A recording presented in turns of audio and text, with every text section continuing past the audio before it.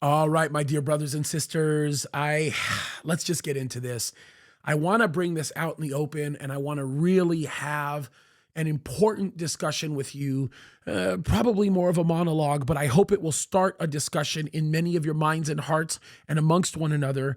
And I have to start this by just simply reminding everybody how hard the devil is working to destroy us and our families. I am a father of 3 children, and I hope to have more. And one of the things that I have learned about having children is really truly how precious life is to me. I love everything about my children. I love what God has given me in them, and there is nothing in the world that as a father I would not do to protect them. But understanding that, I want you to understand the world that we are living in right now. And before I show you part of this video, and I show you some of this material that is absolutely reprehensible, I want you to understand the heart of all of this, right? The devil wants to make a mockery of everything that is God's. And what's worse, what's even more dangerous about this is we know that the days in which we live, we are going to see people harden their hearts. Let me give you a description of what the Apostle Paul writes here. He starts off in Romans chapter 1, verse 16, and he makes this himself very clear. He says, "For I am not ashamed of the gospel of Christ, for it is the power of God unto salvation to everyone that believes, to the Jew first, and then to also the Greek. For therein is the righteousness of God revealed from faith to faith, as it is written, the just shall live by faith. For the wrath of God is revealed from heaven against all ungodliness and unrighteousness of men who hold truth in unrighteousness, because that which may be known of God is manifest in them, for God has shown it unto them." So it's interesting. The Bible makes it very clear that nobody has an excuse because God makes it obvious to them what is right and what is wrong. It's built inside of them, and even creation itself speaks about those things that are not necessarily visibly discerned. Look what he says in verse 20. "For the invisible things of him from creation of the world are clearly seen, being understood by the things that are made, even his eternal power and Godhead, so that they are without excuse." Look at this in verse 21. "Because that when they knew God, they glorified him not as God, neither were thankful, but became vain in their imaginations, and their foolish heart was darkened." Ready? Verse 22. "Professing themselves to be wise, they became fools and changed the glory of the incorruptible God to the image made like to corruptible man, and to birds and four-footed beasts and creeping things. Wherefore God also gave them up to uncleanliness through the lust of their own hearts, to dishonor their own bodies between themselves, who changed the truth of God into a lie, and worshiped and served the creature more than the Creator, who is blessed forever. Amen." And he goes on to talk about how God gave them up to their vile affections, and talked a lot about the characteristics that we see tied to homosexual activity and behavior and that kind of lifestyle. But what this is saying is, this is basically explaining to us that every single person has been exposed to the true and living God. They all know who God is. They all know where God stands. They all know what God is about. And the reality of it is, what the world has done is they've chosen to harden their hearts concerning those things. Now, many of you know that I featured a video concerning a woman from an organization that she started called Woke Garden. And I want everybody to understand that this woman is somebody who is deceived. She's literally sitting in the realm of darkness, and she has allowed herself to continue to be given to that darkness. And she is seeking to exploit your children. Now, I played a good portion of some of the things that she said yesterday, or it was the day before yesterday. But let me play a portion of what she says about your children. And then we're going to take it a step further, because this is a woman who says, let's kill all Jews, basically. She says the United States of America is a place that needs to be destroyed. And now look what she says about your children and my children. Watch this. "I have an unwavering respect for children, an unwavering love and care and compassion for children, a commitment to children and to their freedom, to their learning, to their lives, to sustaining their lives. Y'all are the demons. Y'all are the villains. We've been trying to end y'all, get free of y'all." Y'all are the demons. Y'all are the villains. We're trying to end y'all. We're trying to get y'all. These are the people that are numbered amongst us who are trying to raise our children in the ways of the Lord. We are numbered in that very phrase that she's saying. And I want you to look at what she's doing. By the way, it is interesting. There's a number of articles that are exposing the lies and the con game that this woman is playing in seeking to destroy children. There's one in the New York Post that says students at California schools struggling after $250,000 in federal funds spent on woke kindergarten program. And I would encourage you to go through this article, because this article in very vivid detail talks about all of the con games that are being played right now with her organization in trying to brainwash children. Let me read a portion of it. It says students at a San Francisco Bay Area elementary school where officials hired a nonprofit company called Woke Kindergarten to train teachers are continuing to struggle with some of the lowest math and reading scores in the state, according to a report. The school spent $250,000 in federal funds provided by a program meant to help boost test scores for some of the country's lowest performing schools, according to the San Francisco Chronicle. But after 2 years with woke kindergarten, student scores are reportedly worse. Why? Well, let's read what the scores are, right? In a 4% drop in both areas, the last 2 years, less than 12% of the students of Glassbrook Elementary in Hayward, California, can read at their grade level, and under 4% are proficient in math, according to the Chronicle. Well, why? Because sin destroys an intellect. Sin destroys truth. Sin destroys so many things, right? Truth will always prevail, but you know what I mean when I say that. Hayward Unified School District Superintendent Jason Raymond told the Chronicle that hiring woke kindergarten, which he said was supported by the parents and the teachers after it was approved by the board, was more about boosting attendance than test scores. It's kind of heavy, right? But then you start getting into woke kindergarten and you begin to wonder what begins to happen when they're going in there and they're teaching people to hate Israel, teaching kids to hate Israel, teaching kids to hate people that are white, right? Let me read some of this. This is an interesting one.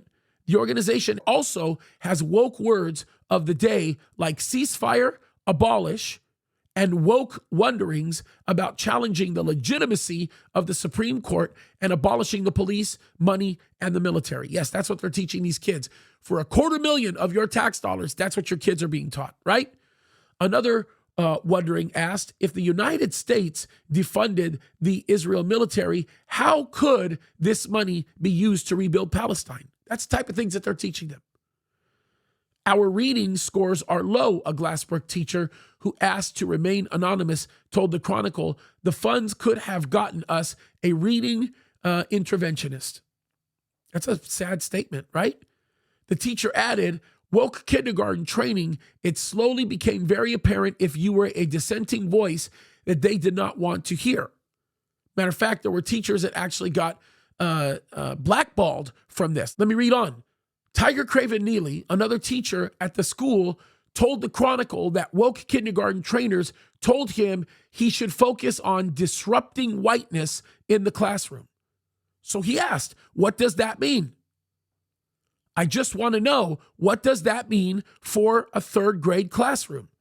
Craven Neely, who said he supports discussing racism in the classroom, said his request for clarifications got him temporarily banned from training sessions. Do you believe that? You're questioning what we're doing, so we're going to kick you out so that we can continue to brainwash the children. Folks, this is one of the big reasons why I talk about homeschool is so important, and why we need to we need to be committed to homeschool, and why we need to get on the ball when it comes to this stuff. But folks, these people are desiring to destroy the minds of our children. By the way, if that isn't enough, let me show you something else. This is some of the material that they're handing out. Look at this page right here. This is a woke kindergarten, and it says, what you mean? I can engage kids in experimental learning virtually? What do they mean when they talk about experimental learning? Experimental learning is sort of let what happens happen, because these kids are learning about themselves, so they should have the freedom to learn things without being guided. I mean, that's kind of the idea, right? So that's kind of like the equivalent of us telling a kid that they can play with fire because it's a learning process for them and they need to sort of be able to explore. No, that doesn't work, right? Kids need to be guided, and we all know that. They need to have structure. But look at this. This is the material that they're handing out, folks. This is so crazy. Here's one of them. It says, so you made it to a protest. And there's all these little sensory guides for kids, right? And that's the book. And it shows these kids that are standing around, young kids, elementary school kids, walking around with posters, right? Look at the next page. It says, this is what you might see at a protest. Signs, flags, banners, stickers, colors, protesters, counter-protesters, medics, marshals, other kids, wheelchairs, ambulances, barriers, sign language, shutter bombs, masks, tear gas, cops, vigils, candles. And then what they ask you to do is in the next page, identify all of those things, right? It's a process of brainwashing, something that will get the kids' minds acclimated to an environment that should not be for children, right? Look at the next page. These are the things that you might hear, right? Chanting, singing, crying, yelling, laughter, language, shouting, bullhorns, instruments, calls to action, sirens, wind, raindrops, silence, poetry, music, songs, cursing, prayers, stories. What else do you hear? And it's showing all of these pictures, the bullhorns, everybody free. Everybody free, by the way, just so that you know, is a mantra that is associated with abortion, right? But you look at all of the things that these people are trying to show. They want to make kids comfortable. March of silence, louder than ever. Black Lives Matter. You can see it all in these pictures. It's designed to brainwash children. These are the things you might feel. Emotions, vibrations, power, relief, like dancing, hope, solidarity, camaraderie, people's clothes, breath, cement, heat, warmth, sweat, hugs, dog fur, right? Look at these signs they put up. They see there's a girl that is wrapped in a gay pride flag. Look at the signs. Indigenous people stand in solidarity with Black Lives Matter. It's like these kids, most people don't even understand the picture of what indigenous looks like. Queer power over fear power. Look at all of these things that they show. They want to get kids embracing a lifestyle that God condemns because he knows it's one that destroys. These are some of the things that you might taste. Look at the things that they put, by the way. The things that they put are the type of things that seem to be attractive to kids or something that might get them curious. Water, gums, drinks, candy, home-cooked meals, snacks. Oh yeah, go to a protest for a home-cooked meal. Go to a riot for a home-cooked meal, right? Sugar air. I don't even want to know what that implies, right? Masks, medicine, oxygen, tears. And look at all the pictures. It just shows. And then you see clearly some Middle Eastern women wearing hijabs. You don't see anything that's really multifaceted. It's one story. It's designed to tell one thing.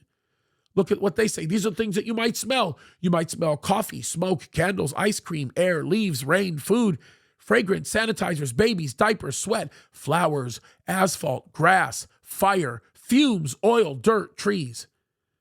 And it shows all the different scenarios where you might see stuff like this, right?